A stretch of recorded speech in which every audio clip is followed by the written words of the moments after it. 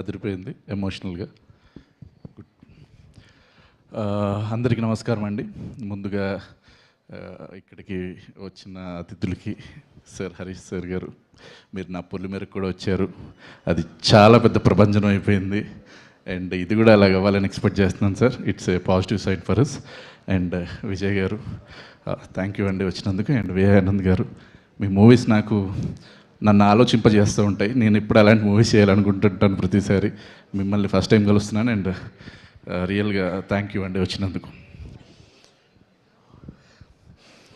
Yeah 12 railway colony, ఈ movie గురించి చెప్పాలి అంటే మొదటిగా ఇది ఒక ఐడియాగా నా మదిలోకి వచ్చిన తర్వాత కూడా అంతా అయిన తర్వాత ఒక్కసారి నేను చెప్పుకోవాల్సింది నేను నరేష్ గారి గురించి చెప్పుకోవాలి. ఆయన గురించి, ఆయనతో పాటే ఈ ప్రసంగం మొదలెడితే బాగుంటుంది. ఎందుకు అంటే ఒక చిన్న ఐడియా, ఒక కాన్సెప్ట్, ఒక కొత్త కథ యాక్సెప్ట్ చేయడానికి నిజంగా ఇప్పుడు చాలామంది ఆ రిస్క్ తీసుకోవట్లేదు సార్. మీరు ఈ కథని బలంగా నమ్మి, నిజంగా ఇప్పుడు టాలీవుడ్ అనేది, ఇప్పుడు మన తెలుగు ఇండస్ట్రీ అనేది ఫ్లరిష్ అవుతూ ఉంది పెద్ద పెద్ద సినిమాల వల్ల. కానీ చిన్న సినిమాలు కూడా అలాగే రావాలి, మీలాంటి వాళ్ళు యాక్సెప్ట్ చేస్తేనే జరుగుతుంది సార్.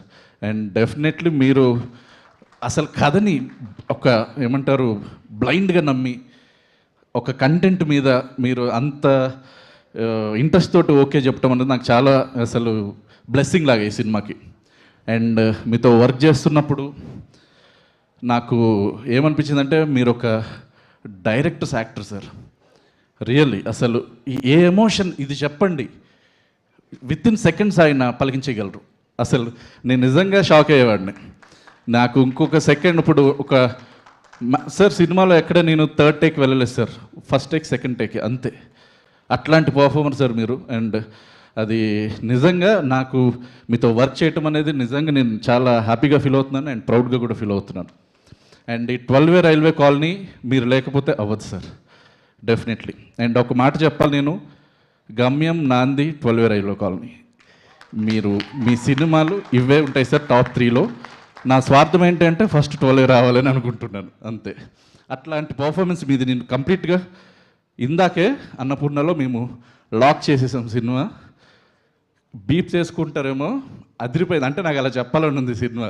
అసలు ఆడిటోరియంలో సినిమా, ఆ విజువల్స్, ఆ మ్యూజిక్, దాంతో చూస్తే క్లైమాక్స్కి వచ్చేసరికి నాకు ఇన్నిసార్లు నేనే కథ రాశాను, నాకే గూస్ బంప్స్ వచ్చాయి. సీరియస్గా చెప్తున్నానండి, మీరు ఎవరైనా కానీ ఒకవేళ పొలిమేర ఈ సిరీస్ మీకు నచ్చి ఉంటే, ఇలాంటి స్క్రీన్ ప్లే మీకు కావాలని అనుకుంటే ఈ సినిమా అస్సలు మిస్ అవ్వదు థియేటర్స్లో. అది గుర్తుపెట్టుకోండి.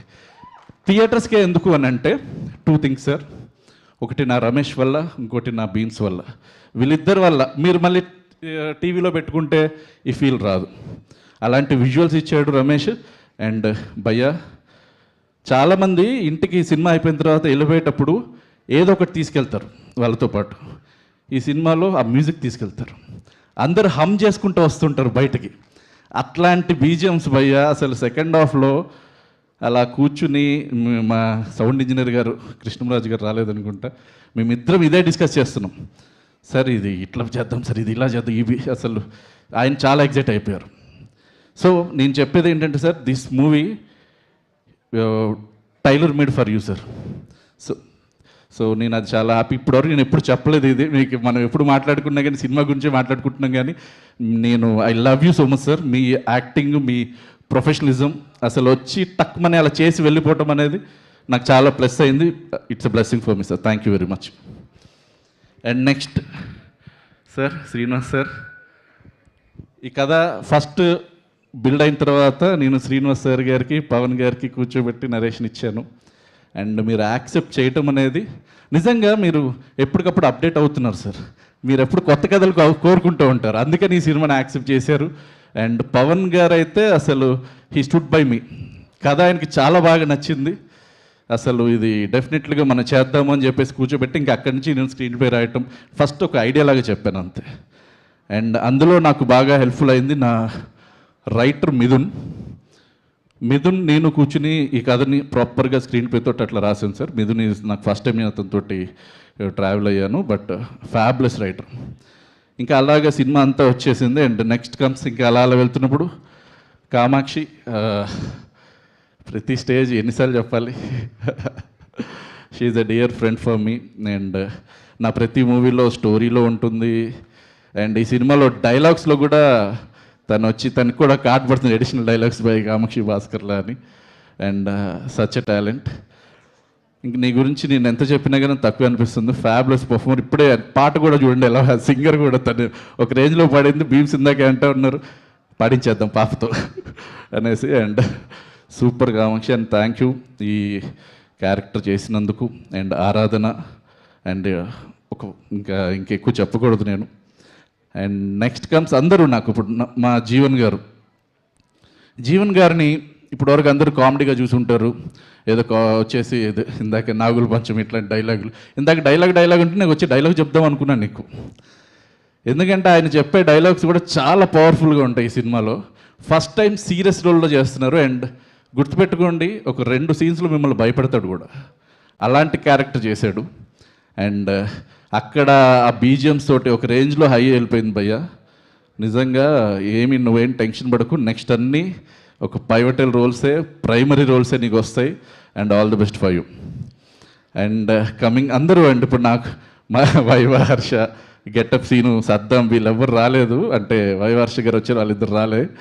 బట్ అందరూ పర్ఫార్మర్స్ అండి, దే ఆర్ పర్ఫార్మర్స్ అంతే. నాకు ఒక ఏదన్నా సీన్ చెప్పిన వెంటనే వాళ్ళు దాన్ని ఓన్ చేసుకుని ఇమీడియట్గా చేసేయటం, దాంతో ఒక కామెడీ జనరేట్ అవటం. ఇందులో ఈ సినిమా కామెడీ సినిమా కాదు, కానీ ఒక చిన్న టిట్బిట్స్ లాగా అవి చాలా పేలుతాయి, అవి చాలా వర్కౌట్ అవుతాయి సినిమాలో.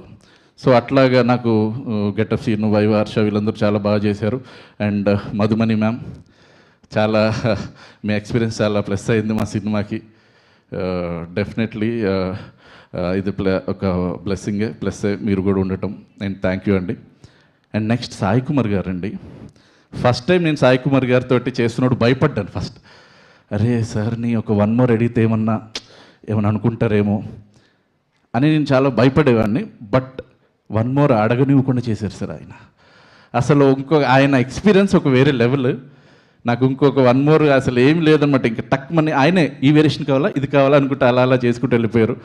సూపర్. ఇంకా అందరూ, ఇంకా తెర మీద కనపడే వీళ్ళందరూ, ఇంకా నేను ఎవరన్నా మర్చిపోయినా కానీ నాకు గుర్తు చేయండి, తెర మీద కనపడేవాళ్ళు. అండ్ నెక్స్ట్ కమ్స్ నేను తెర వెనకకి వెళ్తాను సార్, అంటే మా టెక్నీషియన్ కులంలోకి వెళ్తాను. రమేష్ భయ్య, ఇంకా పొలిమేర 2 నేను తనతో చేశాను. అండ్ ఇది ఇంకా వేరే లెవెల్. విజువల్స్ చూశారు కదా ఇప్పుడే ఎలా ఉన్నాయి, ఇంకా ట్రైలర్ ఇప్పుడు ఇంకా ప్లే చేయలేదు, ఆ సాంగ్సే చూశారు మీరు అంతే. అసలు విజువల్స్ వేరే లెవెల్. ఎంత అంటే దేనికి ఎంతలో కావాలి, ఏంటి కావాలి అనేది తెలిసినవాడు. అండ్ నేను కథ రాసేటప్పుడు ఏదనుకున్నానో ఆ సింక్ అయిపోయి అలాగ ప్రాపర్గా. రమేష్ బ్రో, నీ విజువల్స్ ఫెంటాస్టిక్ అండ్ ఫ్యాబ్లెస్. ఇంకా ఈ అవార్డులు అనేవి చిన్నవి అవి వస్తాయి అంతే. ఇంకా ఒక గ్యాలరీ చేయించుకో ఇంట్లో అలాగ అవార్డ్స్ అన్ని పెట్టుకోవటానికి. And thank you. And next comes Bheems bro. నేను ఇందాకే అన్నాడు ఫస్ట్ సినిమాకి బ్లెస్సింగ్ అని.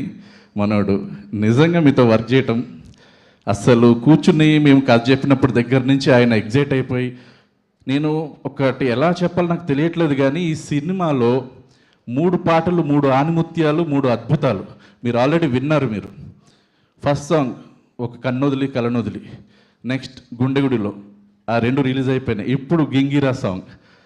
అసలు ఒక్కొక్కటి నిజంగా నేను లూప్లో వింటా ఉన్నాను, మీరు కూడా వింటారు డెఫినెట్గా. అండ్ సాహిత్యంతో కూడిన సంగీతం చాలా తక్కువగా వస్తూ ఉంది, అది ఆయన ఇచ్చారు. అండ్ థ్యాంక్ యూ భయ్య. ఇదంతా పక్కన పెడితే సార్ ఆర్ఆర్ అండి, ఆయనతో ఫస్ట్ ఆడియన్ ఫర్ దట్. మీరు ఇంకా వినలేదు ఆర్ఆర్. ఇప్పటివరకు చాలామంది సాంగ్స్ గురించి మాట్లాడుంటారు, బట్ ఈ సినిమా నుంచి మీకు ప్రత్యేకంగా ఆర్ఆర్ గురించి సినిమాలు వస్తాయి సార్. అసలు ఒక థ్రిల్లర్కి ఆర్ఆర్ కొట్టడం అనేది చాలా కష్టం. దాన్ని మీరు అలవోకగా, అవలీలగా, ఇంకేమన్నా కానీ ఈజీగా చాలా బాగా చేసుకుంటూ వెళ్ళిపోయారు. అండ్ అది ఆ బీజమే నాకు ఇంకా హాంట్ అవుతూ ఉంది. And super sir. And thank you very much. దీనికి సాహిత్యం రాసిన మా దేవ్ పవర్ 2 సాంగ్లు రాశాడు. అసలు అద్భుతమైన సాంగ్లు అనమాట. మనసే చితికే పోయేనే. అసలు మామూలుగా అంటే అరే బాబు ఇంత అంటే చిన్నోడు యంగ్, అసలు నిజంగా ఎక్కడికో వెళ్తాడాడు. దేవ్ ఎక్కడున్నావు ఒకసారి రా. అండ్ కన్నొదిలి కలనొదిలి ఆ సాంగ్లో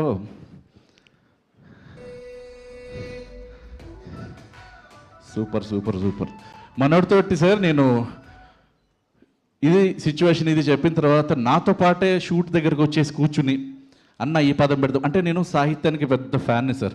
లిరికల్గా కూడా చాలా బాగుండాలి తెలుగు అనేది, మాట్లాడుకునేటట్టుగా ఉండాలి అనేది. సో కూర్చుని ఈ పదం ఇక్కడ సెట్ అవ్వట్లేదు, ఇది చేద్దాం అనుకుంటూ నాకు ఆ ఫస్ట్ సాంగ్లో హీరో యొక్క పాస్ట్ తెలియాలి. వాడొక అంటే ఇప్పుడు ఎలాగో తెలుస్తుంది లిరిక్స్ బట్టి, వాడు ఒక అనాథ, వాడికి ఏ బంధం లేదు, ఏ బంధుత్వం లేదు. అలాంటి వాడు ఒక లవ్లో పడితే ఎలా ఉంటుంది. సో సెకండ్ చరణం అద్భుతం, అంటే ఫస్ట్ చరణం కూడా బాగుంది, సెకండ్ చరణం మాత్రం నేను నిజంగా షాక్ అయ్యాను. అండ్ దాని తర్వాత గుండె గుడిలో సాంగ్ అసలు నిజంగానే నీకు పెద్ద బ్రేకప్ అయి ఉంటుంది నాకు తెలిసి. ఆ బాధలోనే థ్యాంక్ యూ అంటున్నాడు, బ్రేకప్ అయింది కదా అంటుంటే ఆ బాధలోనే రాసుంటావు. నిజంగా మనసే చితికే పోయింది, అంటే చచ్చిపోయింది. సో అది అలాంటి పదాలు ప్రయోగించాలన్నా కానీ చాలా చిన్న వయసు. But all the best for you bro. ఎక్కడికి వెళ్తాం, మనం కలిసి ఇంకా వర్క్ చేయాలి. అండ్ బీమ్స్ భయ్య అండ్ గింగిర సాంగ్ సైదులు కూడా అసలు బోటి ముక్కల్ నల్లి బొక్కల్ నములుకుంటూ తిను మామ పెంచు మామ ఛాతి బొక్కల్ పెంచువర్ లేపు యా. సో ఒక తెలంగాణ స్లాంగ్లో రాశాడు, చాలా బాగా రాశాడు. సో అద్భుతం అది. సో ఇట్లాగా నాకు ఎడిటర్ కూడా మళ్ళీ మనోడే మా ఈ సినిమాకి. నేనంటే ఆఫ్ ద స్క్రీన్ మాట్లాడుతున్నాను సార్, ఎడిటర్ అండ్ డైరెక్టర్ మనోడే. సో ఎడిటింగ్ గురించి చెప్పాలి అంటే మేము కొట్టుకుంటూ ఉంటాం, అంటే ఫస్ట్ నుంచి కొట్టుకుంటూనే ఉంటాం సార్. కానీ ఎడిటింగ్లో అరే ఇది వద్దు, ఇది కావాలి, ఇట్లాగని మాట్లాడుకుంటూ. అండ్ అద్భుతమైన ఎడిటింగ్. అండ్ థ్రిల్లర్కి కావాల్సిన నిడివి 2 గంటల 5 నిమిషాల సినిమా. మీరు ఇంకా అరే 2.5 గంటలు ఉంది, 3 గంటలు ఉంది అని మీరు ఎవరు భయపడకండి. జస్ట్ ఒక చిన్న ఎంటర్టైన్మెంట్ లాగా సండే రోజు అట్లా సాటర్డే రోజు వచ్చేసి ఫ్యామిలీతో 2.5 గంటలు. అండ్ మాది యూబైఏ వచ్చిన సర్టిఫికెట్ కూడా, ఫ్యామిలీ అందరూ వచ్చి చూడొచ్చు ఈ సినిమా. 2 గంటల 5 నిమిషాలే నిడివి, ప్రాపర్గా వెళ్ళిపోవచ్చు. థ్రిల్లర్ అంతకు మించి ఉంటే కొంచెం తలనొప్పి వచ్చేస్తుంది. సో నేను ఎప్పుడు 2 hours ఈజ్ మై లిమిట్ అనమాట, అలా పెట్టుకుంటూ ఉంటాను. ఎడిటింగ్ చాలా బాగా వచ్చింది. అండ్ డైరెక్టర్ నాని, వీడి గురించి చెప్పలేండి, నా బ్రదరే, ఇంకా ఏం చెప్పాలి. ఎప్పుడు సెట్లో సార్ అంటే సెట్ కన్నా ముందు కూడా మేము ఎప్పుడు డిస్కస్ చేసుకుంటూ అన్న ఇది కావాలి అంటే నేనేమో వద్దని చెప్పాను అనుకో, అన్నని ఎలా కన్విన్స్ చేయాలి అని వాడు అలా తిరుగుతుంటాడు. అరే ఏంట్రా అదా ఏమైంది అని మాట్లాడితే అన్న అని అట్లా చెప్తూ ఉంటే సరేరా ఓకే డన్ చేద్దాం అనుకుని అట్లా మేము సింక్లోకి వెళ్ళిపోయి, అంటే వాడికి కావాల్సింది వాడు తీసుకున్నాడు. సో డెఫినెట్లీ ఇది నా టింజ్ ఉంటుంది, but at the same time he's the director for this one. ఒక ట్రెండ్ సెట్ చేసి పెట్టినట్టుగా ఒక సినిమా ఒకటి తీసి పెట్టాం. And now comes the story. దీని గురించి చెప్తాను సార్ లాస్ట్గా. మన సినిమా చాలామంది ఒక టెంప్లెట్ లాగా వెళ్ళిపోతుంటారు కమర్షియల్ సినిమాలు, ఇట్లాగా ఒక ఇంట్రడక్షన్ సాంగ్, హీరో ఫైట్, లేకపోతే పంచ్ డైలాగులు అలా వెళ్ళిపోతూ ఉంటారు. బట్ ఇది అన్నిటిని బ్రేక్ చేస్తుంది. అంటే అవన్నీ లేవు అని నేను చెప్పను, కానీ అవన్నీ అవసరం లేకుండా ఆడియన్ని కట్టిపడేసి కథలోకి తీసుకెళ్ళి ఇంటర్వెల్ బ్యాంక్ వచ్చేసరికి ప్రతి ఒక్కళ్ళు షాక్ అవుతారు. రాసి పెట్టుకోండి, ఇంటర్వెల్ బ్యాంక్ దగ్గర అసలు ఎవడ్రా ఈడు అంటే డైరెక్టర్ కావచ్చు, రాసింది కావచ్చు, వాళ్ళ గురించి మీరు గూగుల్ చేస్తారు ప్రతి ఒక్కరు. అలాంటి ఇంటర్వెల్ బ్యాంక్. దాని తర్వాత కథని ఇంకా మీరు ఎవరు ఎక్స్పెక్ట్ చేయలేరండి. ఎన్ని ట్విస్టులు కావాలంటే అన్నీ ఉన్నాయి. పొలిమేరలో కంటే ఎక్కువ ట్విస్టులు ఇందులో నేను ఇంకా రాశాను. అండ్ క్లైమాక్స్కి వచ్చిన తర్వాత మీకు అర్థమవుతుంది ఈ కథ అంతా మన మధ్యలోనే జరిగిందా అని. ఎందుకంటే మన సొసైటీలో జరిగిన ఒక కథనే నేను ఇన్స్పైర్ అయి తీశాను ఈ సినిమా.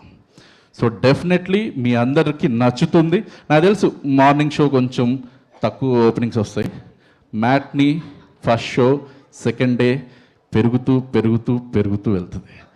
ఇది మాత్రం రాసి పెట్టుకోండి compulsory. And November 21st, 2025 Allari Naresh గారిది, అనిల్ విశ్వనాథ్ది, అంతే. థ్యాంక్ యూ అండి.